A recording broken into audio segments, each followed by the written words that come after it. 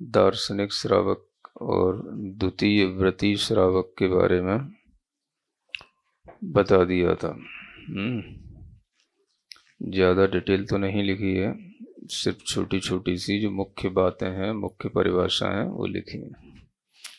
स एव त्रिकाल सामायिके प्रवृत्तः तृतीय, जो दूसरी प्रतिमाधारी श्रावक होता है वही जब तीनों कालों में सामायिक करने लग जाता है तो वो तीसरी प्रतिमा का धारी हो जाता है। इतना ही अंतर आ जाता है, तीनों कालों में सामायिक करने वाला तीसरी प्रतिमा वाला हो गया, दो काल में सामायिक करने वाला दो प्रतिमाधारी हो गया और एक बार सामायिक करने वाला एक प्रतिमाधारी हो गया। हाँ, इतना तो करना ही चाहिए। एक प्रतिमा में कम से कम एक बार सामायिक होनी चाहिए, नियम नहीं है तो भी एक बार सामायिक होनी चाहिए। दो प्रतिमा में दो बार होती है, तीन प्रतिमा में तीन बार होती है। प्रोषदोपवासे प्रवर्तुष चतुर्थ, और प्रोषदोपवास में जो प्रवर्त कर लेता है वो चौथा हो जाता है, चौथी प्रतिमा वाला प्रोषदोपवास करने लग जाता है। सचित्त परिहारेण पंचम, सचित्त को बचा करके चलता है वो पंचम प्रतिमाधारी श्रावक हो जाता है। सचित्त पदार्थों को, है ना, खाना पीना इत्यादि से बच जाता है। दिवा ब्रह्मचर्येण षष्ठ, दिन में ब्रह्मचर्य का पालन करने वाला छठवीं प्रतिमाधारी हो जाता है। सर्वथा ब्रह्मचर्येण सप्तम, और सर्वथा ब्रह्मचर्य का पालन करेगा वो सातवीं प्रतिमाधारी श्रावक हो जाएगा। दिन रात हमेशा के लिए वो आजीवन के लिए ब्रह्मचारी हो जाता है। आरंभ आदि समस्त व्यापार निवृत्तो अष्टम, अब आठवीं प्रतिमाधारी जो श्रावक है वो सभी प्रकार के आरंभ आदि जितने भी व्यापार होते हैं उन सब से निवृत्ति ले लेता है। माने अपने लिए कोई भी तरह की ना दुकान चलाएगा और ना कोई भी व्यापार आदि के कार्य करेगा।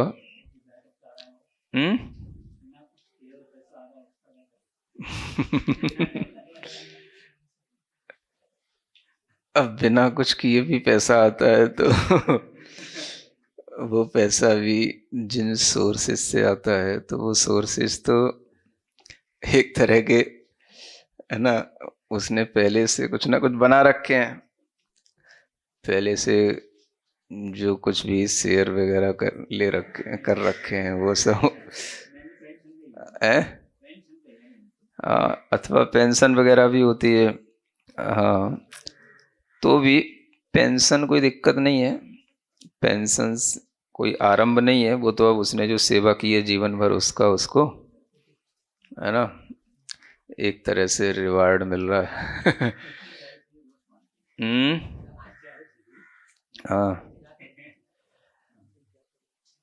ये है कि अलग से कोई आरंभ आदि नहीं करता है, जो भी वो पहले करता था, सेवा थी, सेवा छोड़ दी, अब सेवा के बाद भी उसको पेंशन मिल रही है, तो अब उसको अगर ज़रूरत नहीं है तो वो और किसी को भी, अपने परिवार के किसी भी व्यक्ति को दे सकता है, बच्चों को दे सकता है, उधर डाइवर्ट कर सकता है। तो इस तरह से उसके नाम पर आता तो रह सकता है लेकिन वो डाइवर्ट कर देगा, क्योंकि वो अपने पास फिर वो रखेगा तो धीरे धीरे फिर वो आगे की प्रतिमा तक नहीं पहुंचेगा, परिग्रह बनता जाएगा उसका फिर वो।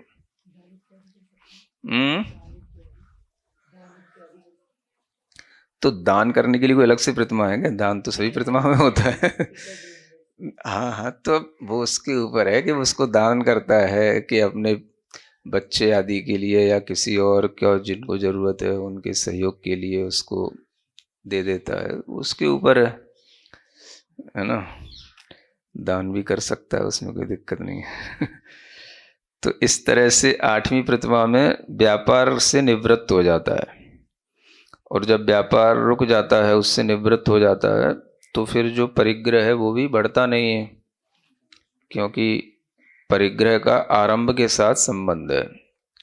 आरंभ होगा तो परिग्रह बढ़ेगा, है ना। आमदनी होगी तो वस्तुएं आएंगी, चीजें खरीदी जाएंगी, परिग्रह को नया नया लिया जाएगा।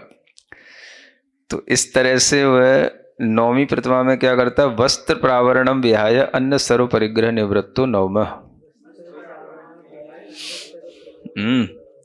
हाँ, मतलब अब इतना ज्यादा हो जाता है, देखो घर में रह कर के भी वो नौवीं प्रतिमा वाला श्रावक केवल वस्त्र और प्रावरण को छोड़ करके, माने जो उसे वस्त्र पहनने हैं उनको छोड़कर, और जो कुछ उसके ओढ़ने बिछाने की चीजें हैं, है ना, चादर वगैरह एक्स्ट्रा ओढ़ सकता है, तो उन सबको छोड़ करके बाकी सब परिग्रह से वो निवृत्त हो जाता है।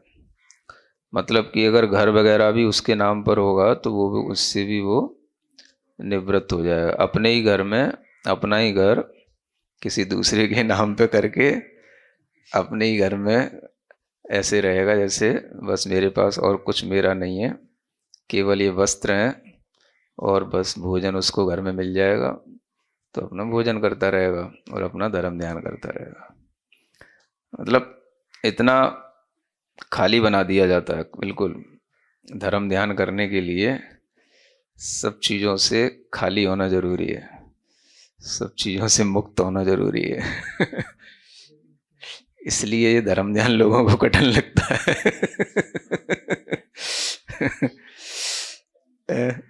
इस सब चीज़ों को जितना जितना आप अपने नाम पर है, अपने लिए जो है वो, उसको जब तक उससे अपनापन नहीं छूटता है तब तक उस संबंधी एक तरह से आर्त ध्यान बना रहता है वो। इसलिए धर्म ध्यान करने के लिए ये त्याग आवश्यक बताया गया। तो वो जैसे जैसे ये सब चीज़ें छोड़ता जाता है वैसे वैसे वो और अधिक विशुद्ध होता जाता है, निर्विकल्प होता जाता है। तो अब अपने ही घर में रह करके उसे अन्य कोई भी परिग्रह से, मतलब कि अन्य और भी उसके पास स्वर्ण चांदी इत्यादि कुछ भी चीज़ें हो सकती हैं, उन सबके वह त्याग कर देगा वो। उसके अपने लिए कुछ भी नहीं रहेगा। जो अपने लिए पहनना है बस उतना ही वस्त्र, और जो ओढ़ना बिछाने के वस्त्र, और अपना भोजन पान तो उसको मिलता ही रहेगा घर पर। तो इतने के साथ में वो परिग्रह प्रतिमा का ये पालन करेगा, परिग्रह त्याग प्रतिमा। ग्रह व्यापार आदि सर्व सावध्य अनुमति निवृत्तो दशमा, है ना। अब घर संबंधी कोई सावध्य होने हैं, व्यापार आदि से संबंधित कोई सावध्य माने ऐसे कोई भी कार्य जिनमें हिंसा होती है, तो उनसे भी वो अनुमति देने से भी निवृत्त हो जाएगा, तो दशमी प्रतिमाधारी हो जाएगा। मतलब उसके लिए भी वो अनुमति नहीं देगा। वो दशमी प्रतिमा में बच्चे को व्यापार बढ़ाना है ना, नया और खेती बढ़ाना है, कुछ करना है, तो भाई वो मौन रहेगा, तुझे जो करना है कर ले। तो वो अनुमति देने से भी निवृत्त होने का नाम ये दशमी प्रतिमा है। इस तरह से वो 10 प्रतिमा घर पर भी रह करके पालन कर सकता है ना, अपना शुद्ध भोजन पान करते हुए। अब घर पर रह करके भी घर के व्यापार के आदि कार्यों में अनुमति नहीं देना, ये उसका एक बहुत बड़ा, मतलब मन का कंट्रोल कहलाएगा ये, बहुत बड़ा उसका। तो इसी से उसको दशमी प्रतिमा कहलाएगी। और उद्दिष्ट आहार निवृत्त एकादश में इति।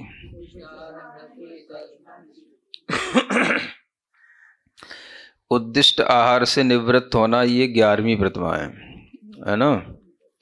उद्दिष्ट आहार का मतलब होता है कि उसके लिए आहार बनाना। तो वह अपने घर में भी रह कर के इस प्रतिमा का पालन कर सकता है, अगर घर वाले उसके लिए सहयोग देते हैं और घर पर ही शुद्ध भोजन बनाते हैं और उसको भी बना करके दे देते हैं। अथवा वह मुनियों के समूह में चला जाएगा, तो वहाँ पर वह रह करके इस तरह से भोजन करके अपनी 11वीं प्रतिमा का पालन कर लेगा। तो ये 11 प्रतिमा हो गई। एतेषु एकादश श्रावकेषु मध्ये प्रथम षटकम तारतम्येन जघन्यम।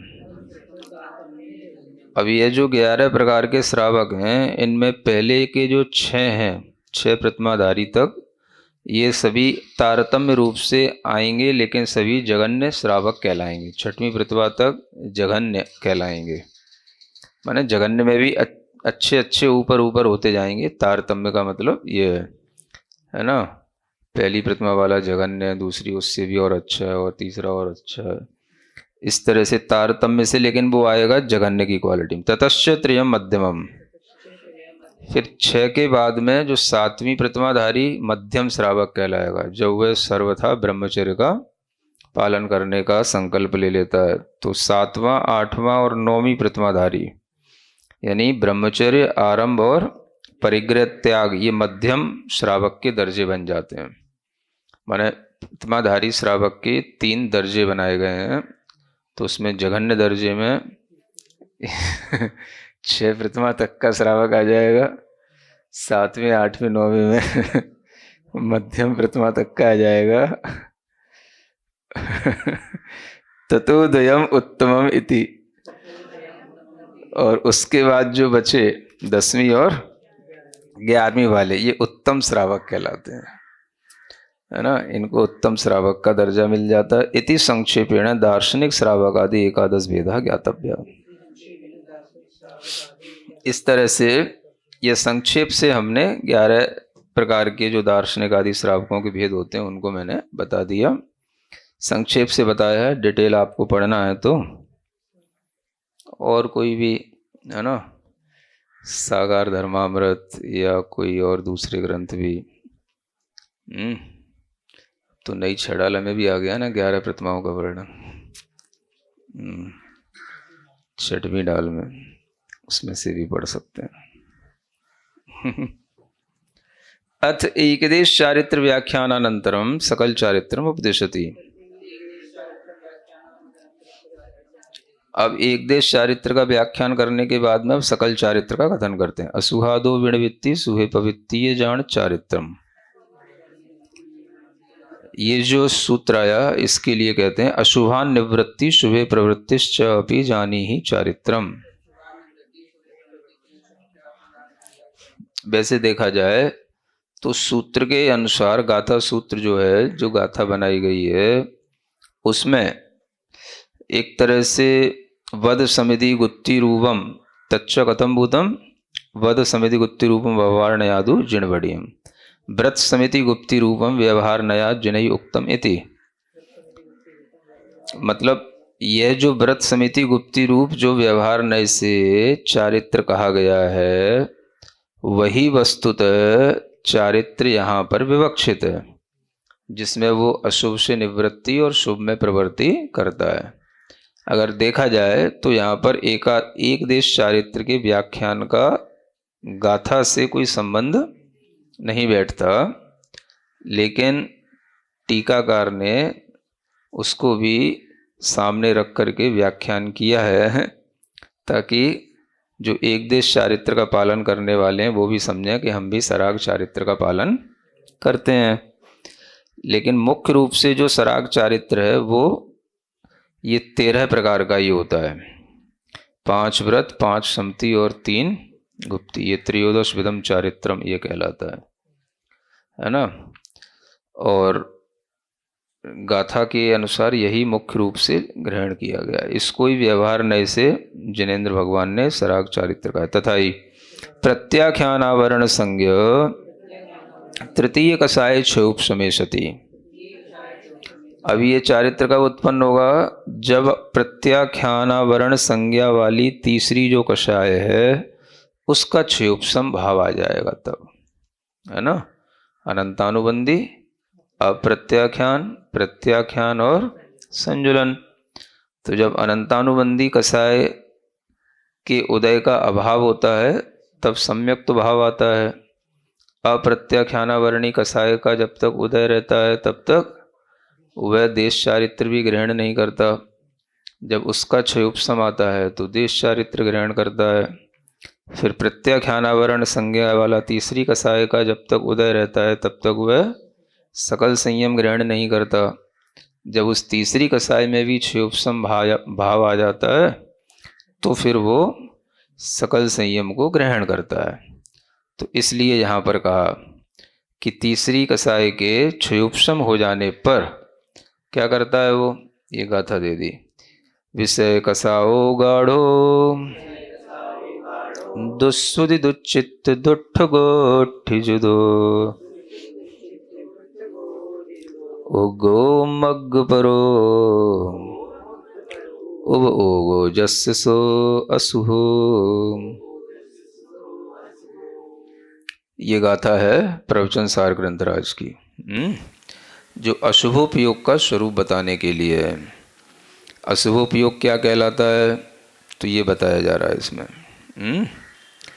क्या कहते हैं, विषय कसाओ गाढ़ो, जिसके पास खूब विषय कसाएँ गाढ़ता के साथ रहती हैं। गाढ़ो, गाढ़ी गाढ़ी कसाएँ, है ना। कसाई भी गाढ़ी होती हैं, पतली भी होती हैं कसाएँ, गाढ़ी भी होती हैं और विषयों में प्रवृत्ति भी गाढ़ी भी होती है, पतली भी होती है। तो जब तक गाढ़ा गाढ़ा रहता है ना, खूब विषय स्वाद, गाढ़ा गाढ़ा कसायों का भाव, गाढ़ा गाढ़ा, तो ये अशुभोपयोग कहलाता है ना। विषय कसाओ गाढ़ो, विषय कसाय में अवगाढ़, ओगाढ़, अवगाहित रहने वाला, डूबा रहने वाला, विषय कसाओ गाढ़ो। दुस्सुदि दुच्चित्त दुट्ठ गोठि जुदो, है ना, हमेशा दुष्श्रुति को पढ़ने में लगा रहता है ना, जिनमें कोई भी तत्व की बातें नहीं, सारभूत बातें नहीं, ऐसी दुष्श्रुति में लगा रहता है ना। इधर उधर के है ना, जो दिमाग खराब करने वाले फिलोसोफर्स की बुक्स होती हैं, सब दुष्श्रुति है सब, है ना, जिनको पढ़ करके व्यक्ति, है ना, उस फिलोसोफर जो देना चाहता है उसके अनुसार चलने लग जाता है, उसके भावों में जुड़ जाता है, तो उसके परिणामों में कोई शुभता नहीं आती और उल्टा बिगड़ता चला जाता है।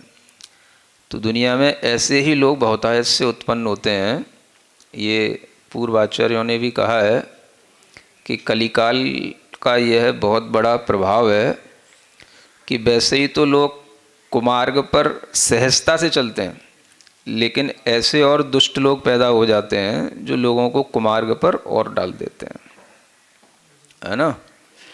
तो इस तरह के दुष्श्रुतियाँ और दुष्चित्त, जिनके चित्त भी दुष्ट रहते हैं, खराब रहते हैं, और दुष्ट गोष्ठियाँ, बस ऐसे ही उनकी कंपनियाँ होंगी जिसमें सब दुष्ट काम, बुरे काम सब चलते रहेंगे। तो आज की दुनिया इसी में खुश है ना। जो आपको दिख रहा है ना, बस खुश रहो, कैसे भी रहो खुश रहो, समझ में आ रहा है ना। तो कैसे खुश रहेंगे, तो बुरा बुरा सुनाओ वो ही अच्छा है ना। बिल्कुल बुरा ही बुरा, मतलब जितने गाने हैं सब देख लो आप, सुनने लायक होते ही नहीं है, तो सब बुरा बुरा सुनाओ वो उसी में खुश हैं, है ना। सबके चित्त खराब हो चुके हैं, दुष्चित्त हैं सबके, और सबको बस वही मतलब वातावरण पसंद आता है जहाँ पर ऐसे सब खड़े हो जाएं, 10-5 लोग औंडे भेंडे है ना, तो बस वही पागलपन की तरह बस वही नाच गाना करें, बस उसी में मज़ा आता है, बस वही अपनी खुशी है। Delusion is the only solution है ना। तो बस इसी डिल्यूजन में आज की पीढ़ी डूब रही है। गाढ़ो, अब खूब खूब गाढ़ा गाढ़ा कसाएँ भी हैं अपने अंदर और विषय भी हैं खूब गाढ़े, और बस यही दुष्श्रुति, दुष्चित्त, दुष्ट गोष्ठियाँ, इनमें जो डूबे रहते हैं, ये सब उग्गो उमग्ग परो, ये सब उग्र हो रहे हैं, है ना, और उन्मार्ग में तत्पर हो रहे हैं। ये सब उन्मार्गगामी है, सन्मार्ग पे कोई नहीं चल रहा, है ना। सब उन्मार्ग पे चलने वाली जितनी भी ये जैन जी आ रही है, ये सब उन्मार्गगामी है, सन्मार्ग पे कोई नहीं चलना चाहता, और इनको उल्टी बातें सिखाओ तो इनको वो सीधी लगती हैं। हाँ, गलत बातें इनको अच्छी लगती हैं और सही बातें इनको बुरी लगती हैं। ये आज की जो जैन जी का जो ये ट्रेंड चला है, या इनकी जो मेंटेलिटी है, वो ये इस तरह की है कि आज की जो पीढ़ी है, जो हमेशा गंदी बातों को, गलत बातों को, जिनका कोई तथ्य नहीं है, जिसमें कोई रियलिटी नहीं है, उसमें उसको हैप्पीनेस मिलती है, और जिन बातों में उसे कुछ सही सा लगे तो उनसे वो कोसों दूर भागते हैं। तो इस तरह की जो ये जेन ज़ी जो आज सामने आ रही है, जो भी ये पीढ़ियाँ जन्म ले रही हैं, तो इन सब का उपयोग, भीतर का जो मन है परिणाम है, सब अशुभ चलता है, इनऑस्पिसस, अपवित्र हैं ये सब भीतर से। कोई भी इनके अंदर पवित्रता का भाव नहीं आ सकता। सभी ये सभी जो है मतलब पाप में ही खुश हैं, पाप में, पाप कार्यों में ही इन्हें मज़ा आता है। बस आज की जो पीढ़ी है उसको बस जितना आप उससे गंदा काम करने को कहो उतना ही अच्छा लगेगा उसको, उतना ही वो आपको अच्छा समझेगा। मेरा बाप भी होगा तो वही अच्छा है जो उससे कह दे बेटा हाँ पी ले तो पी। आज के बाप भी ऐसे हो गए, सामने खड़े करके पिलाते हैं बच्चों को। हाँ, वो बाप ही किया जो बच्चे को पिलाना ना सिखाए। हाँ हाँ, लड़कियां भी, वो क्यों कम होंगी क्या? लड़के और लड़कियां सब बराबर है ना, इसलिए। हाँ, तो आप पार्शलिटी क्यों करते हैं? तो लड़कियां भी खूब स्मोक करती हैं, खूब ड्रिंक करती हैं, और माँ बाप भी कहते हैं हाँ बेटा ठीक है, यही कल्चर है, तुम भी जियो, ऐसे ही हम भी जिए हैं, तुम भी जियो। तो इसी तरह के माता पिता पैदा हो गए हैं, इसी तरह के बच्चे हो रहे हैं, तो सबको पाप में आनंद आ रहा है। कुल मिलाकर के ये है, अशुभ उपयोग में, पाप में सबको जब आनंद आने लग जाता है तो फिर अच्छी चीज़ें अपने आप बुरी लगने लगेंगी। तो बस वो ही है। अब जिनको ड्रिंक अच्छा लगता है ना, तो उनको दूध कहाँ से अच्छा लगेगा? तो इसी तरीके के उपयोग में जो जीव प्रवृत्ति कर रहे हैं, ये सभी अशुभोपयोगी जीव कहलाते हैं, है ना। तो इन लोगों के लिए कुछ सिखाने को बचा नहीं है।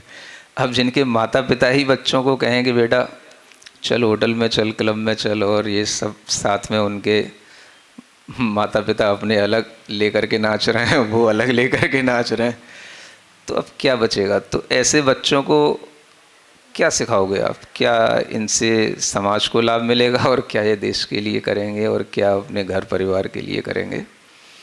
ये सब ऐसी ही औलादें हैं जो बाप कमाई खा खा करके, है ना, पाप कमाई कर रहे हैं। तो बस यही सब चल रहा है दुनिया में। तो इसी को यहाँ पर इस गाथा में बहुत अच्छे ढंग से बताया गया है। आचार्य कुंद की ये गाथा है, हजारों वर्ष पहले की लिखी हुई, कि आज दुनिया में अगर आपको अशुभोपयोग देखना, अशुभ कौन है? उपयोग माने अपनी आत्मा का जो परिणाम है वही उपयोग है। उसी से मन में विचार आते हैं, तो मन जिनका अशुभोपयोग में लगा हुआ है उनके ये लक्षण दिए गए हैं। जिनके अंदर पंचेंद्रिय के विषयों की गाढ़ता है, कसायों की गाढ़ता है, खूब गुस्सा है, खूब मान है, खूब लोभ है, क्या है दुनिया में इसके अलावा? देख लो आप। खूब परिग्रह में आसक्ति है, बड़े बड़े अच्छे अच्छे मोबाइल चाहिए, बड़ी बड़ी गाड़ियाँ चाहिए, है ना। बस थोड़ी थोड़ी सी बात पे सूट कर देते हैं। थोड़ी थोड़ी सी बात पर घर छोड़ के भाग जाते हैं।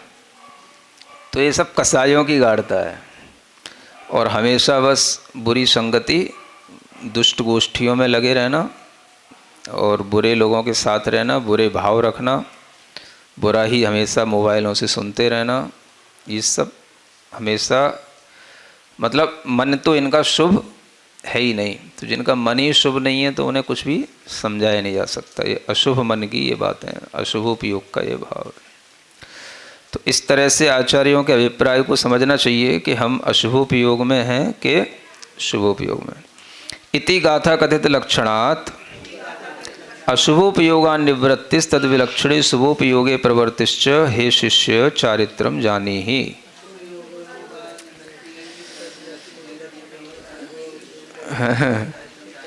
इस तरह से आचार्य कहते हैं कि ये जो गाथा में लक्षण दिखाए गए हैं, इन लक्षणों को जान करके अशुभोपयोग से तो दूर रहना बेटा, और इसके विपरीत जो शुभोपयोग है उसमें प्रवृत्ति करना। हे शिष्य, अगर ऐसा करोगे तो इसी को तुम चारित्र जानो, है ना। तो शिष्यों को ही चारित्र समझाया जा सकता है, हर किसी को चारित्र नहीं समझाया जा सकता। इसी को हे शिष्य चारित्र जानो। तच्च आचार आराधनादि चरण शास्त्रोक्त प्रकारेण।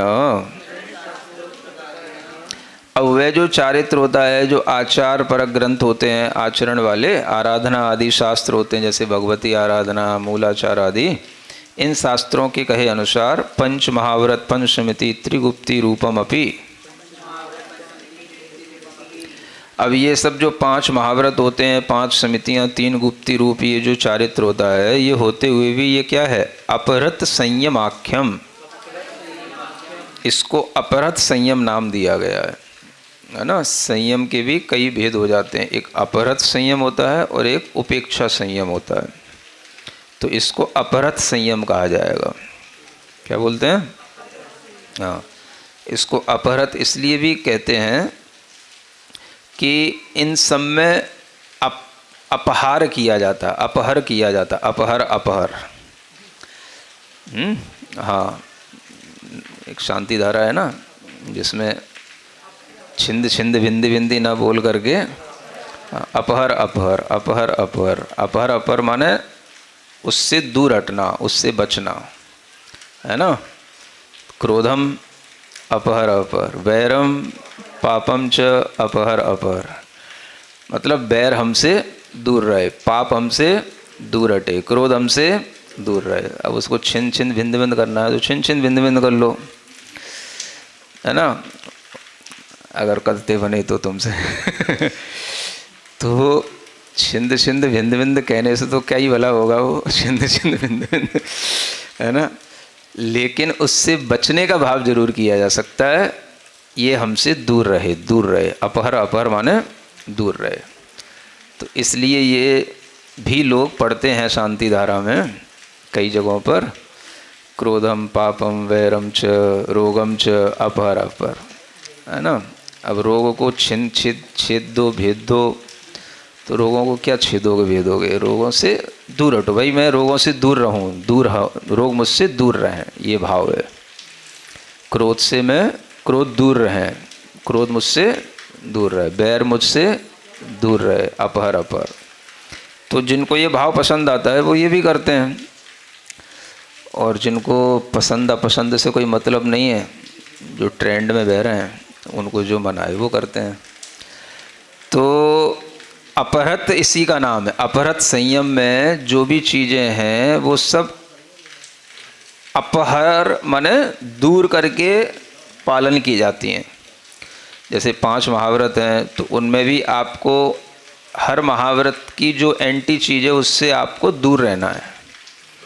अहिंसा महाव्रत माने हिंसा से बचना, सत्य महाव्रत माने झूठ से बचना, तो ये अपहृत कहलाएगा, इसलिए इसको ऐसे समझना, है ना। इसी तरह से समितियों में भी कैसे प्रवृत्ति करना और कैसे नहीं करना, जो नहीं करना उससे बचना, ये अपहृत है। 3 गुप्तियों में भी, ये प्रवृत्त्यात्मक गुप्तियों में भी यही होता है। गुप्तियों का मतलब एकदम से कोई शुद्ध उपयोग नहीं हो जाता। गुप्तियों का मतलब मन में अशुभ ध्यान नहीं लाना, विचार नहीं लाना, वचन से विकता नहीं करना, तो ये अपहार करने का नाम ही वचन गुप्ति और मन गुप्ति होती है। तो इसलिए इसको अपहृत संयम कहा जाता है। इसमें अपहर अपहर की मुख्यता रहती है ना। बचो, पहले बचो, हाँ, टू अवॉइड। पहले बचना सीखो। तो इसमें दोनों चीज़ें हैं, एक से बचोगे और एक को एक की एक्सेप्टेंस आएगी, अवॉइड एंड एक्सेप्टेंस। तो जो बुरा है उससे बचो और जो अच्छा है उसको एक्सेप्ट करो, इसका नाम ही चारित्र है। हाँ हाँ, ये सब उसी में आता है ना, बड़े प्रतिक्रमण में। हाँ, तो उसमें असंयमम नहीं, असंयमम परिक्रमामी या परिहरामी, और संयमम अबुद्धि। संयम को मैं स्वीकार करता हूँ, असंयम को मैं छोड़ता हूँ। तो to avoid and to accept, ये दो चीज़ें हैं बस, इसी का नाम ही चारित्र है। तो जो लोग, अब कई लोग होते हैं भाई अच्छे ढंग से रहते हैं, कुछ करते हैं, तो भी उन्हें ऐसा जब तक नहीं लगता जब तक कि वो टीका ना लगा लें कि हाँ हमारे लिए चारित्र है। तो चारित्र तो वस्तु तो यही है ना, इससे बचो और इसमें रहो। बस जो ये कर रहे हैं वो चारित्र की एक तरह से आराधना कर रहे हैं। ऐसे भी दुनिया में बहुत से लोग हैं जो बुराइयों से बचते हैं, अच्छाइयों में प्रवृत्ति करते हैं, तो वो भी इसी तरह का ये अपरत संयम का एक प्रैक्टिस है। तो इसी को शुभोपयोग कहते हैं, क्योंकि आप अशुभ वाली चीज़ों से बच गए, हिंसा, झूठ, चोरी, कुशील, परिग्रह, ये सब अशुभ उपयोग था, इससे बच गए, तो अब आपका लक्षण शुभोपयोग का हो गया। तो यही शुभोपयोग हो गया। माने शुभोपयोग भी देखा जाए तो वो व्रतों के साथ ही बनता है सही ढंग से। अविरत सम्यक दृष्टि का भी उपयोग, शुभोपयोग लिखा तो है, वो बनता सा नहीं है, वो जघन्य शुभोपयोगी है ना। हाँ, थोड़ा मिथ्यात्व छूट जाता है, इसलिए सम्यक दर्शन आ जाता है, तो मिथ्यात्व संबंधी अशुभ उपयोग छूट जाता है। बाकी हिंसा, झूठ, चोरी, कुशील, परिग्रह तो उसके पास रहते ही हैं। तो अविरत सम्यक दृष्टि के लिए भी हमेशा शुभोपयोग नहीं बना रहता। जिस क्वालिटी का शुभोपयोग होना चाहिए वो इसी के साथ जोड़ा गया। सराग चारित्राभिधानम भवति, माने शुभोपयोग जिसका लक्षण है, सराग चारित्र जिसका नाम है। समझ रहे हैं ना? तो ये भी बहुत अच्छी बात है कि सराग चारित्र होने पर ही शुभोपयोग रहता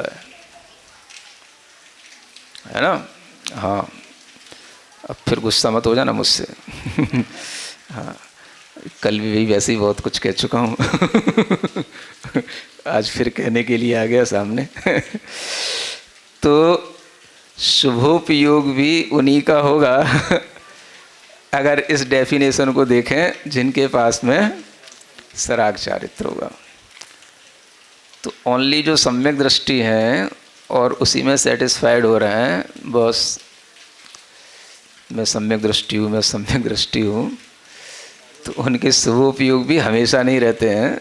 बस इतना ही है कि मिथ्यात्व और जो अनंतानुबंधी जैसी गाढ़ी कसाएँ थीं वो थोड़ी सी हल्की हो जाने के कारण से वो अशुभोपयोग बच जाता है। लेकिन वास्तव में जो शुभोपयोग होता है वो इन्हीं से आता है ना? पंच महाव्रत, समिति, गुप्ती, इनसे ही आता है। हाँ, अब लोग थोड़ा सा बुरा ना माने तो कुछ कहूँ। है ना?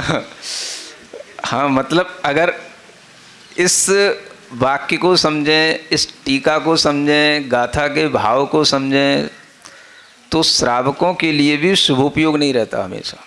देखो, सिद्धांत में लिखा होगा, भले ही नई छड़ाले में भी लिखा है, वो अलग मैटर है। लेकिन वास्तव में देखा जाए तो शुभोपयोग सिर्फ महाव्रतों के साथ अच्छे ढंग से बनता है, अच्छे ढंग से। बाकी तो यह है कि भाई हाँ, जिस समय पर आप भाव करोगे मैं व्रती हूँ, सामायिक आदि करोगे, उस समय बनेगा, हमेशा नहीं बना रहता, क्योंकि सब व्यापार आदि पे भी ध्यान रहता है, घर गृहस्थी पे भी ध्यान रहता है, बनाने खाने सब पर हमेशा ही ध्यान बना रहता है, इनकम पे भी ध्यान रहता है, आउटकम पे भी ध्यान रहता है।